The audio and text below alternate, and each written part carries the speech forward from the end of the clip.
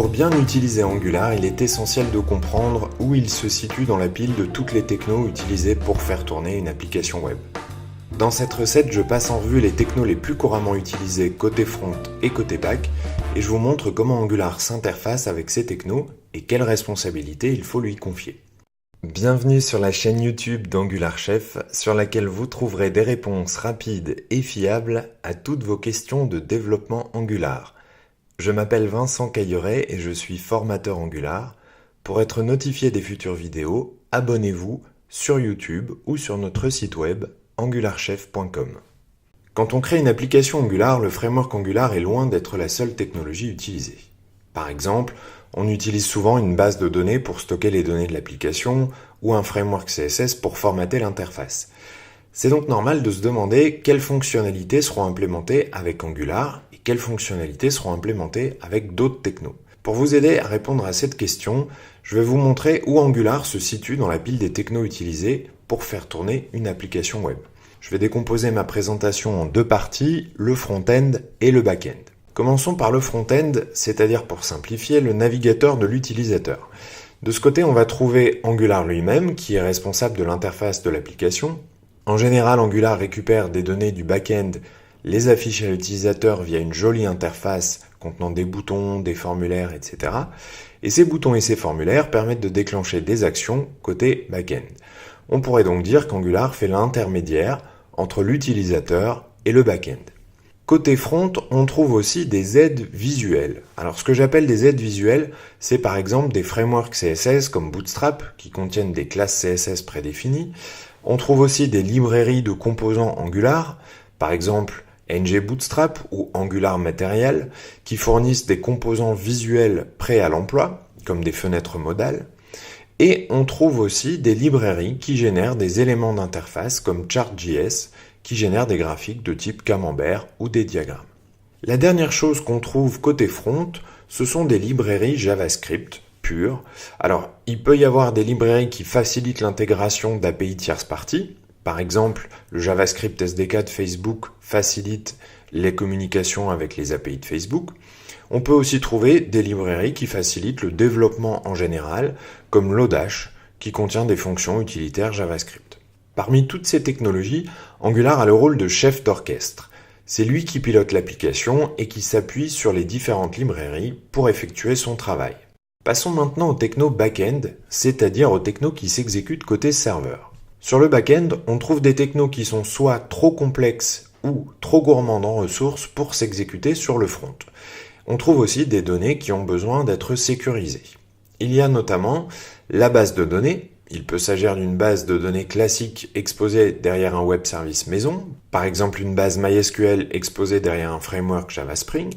Il peut aussi s'agir d'une base de données qui est directement dans le cloud, comme par exemple Amazon SimpleDB. Côté back-end, on trouve aussi la partie authentification.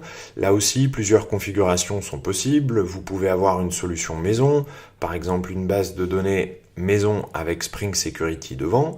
Vous pourriez aussi utiliser une authentification tierce partie. Par exemple, Google Sign-in permettrait à vos utilisateurs d'utiliser leur propre compte Google pour s'authentifier dans votre application. Et puis, il y a aussi des API d'authentification, comme par exemple Auth0. Sur le back-end, on trouve aussi des API et des web services. Alors cette catégorie est assez large, elle dépend vraiment de votre projet à vous. Par exemple, si vous développez une application bancaire, vous pourriez avoir une API qui gère tout ce qui est virement bancaire. Là encore, ce type d'API peut être de confection maison ou bien fourni par un éditeur tierce partie. Et pour terminer, côté back-end, on peut trouver Angular. Et oui, Angular peut être exécuté côté serveur grâce à Angular Universal. L'intérêt est d'améliorer les performances de l'application et d'optimiser le référencement des pages par les moteurs de recherche.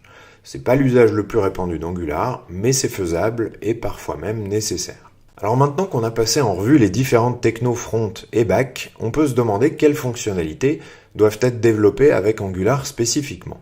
Pour résumer, Angular est responsable de trois choses. La première, générer l'interface de l'application et réagir aux actions de l'utilisateur.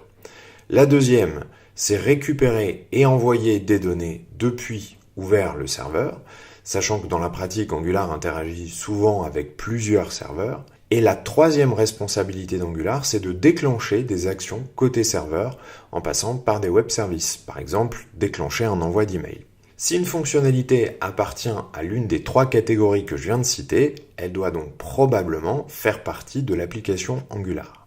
Pour les autres fonctionnalités, posez-vous les questions suivantes. Est-ce que la fonctionnalité doit être sécurisée ? Gardez en tête qu'il n'y a pas de véritable sécurité côté client. Votre code se trouve dans le navigateur de l'utilisateur, il pourrait donc être modifié.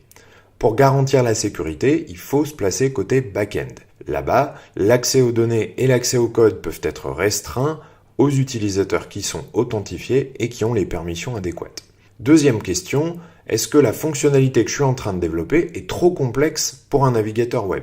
Peut-être qu'elle nécessite une puissance de traitement ou l'utilisation d'une librairie qui ne sont pas disponibles dans un navigateur web. Par exemple, la librairie Natural Language Toolkit permet d'interpréter le langage naturel, mais comme elle est codée en Python, elle ne peut être utilisée que côté serveur. Pour conclure, on pourrait dire qu'Angular coordonne toutes les technos utilisées côté front-end et gère toutes les communications avec le back-end. On pourrait dire aussi que si on arrive à dissocier front-end et back-end dans l'absolu, les deux sont étroitement liés dans la pratique. La plupart du temps, une action sur le front, par exemple un clic sur un bouton, déclenchera une action côté back, par exemple une écriture dans une base de données. On pourrait dire aussi que les données qu'on affiche sur le front viennent au départ du back. En conclusion, on voit bien que front et back sont finalement les deux faces d'une même pièce.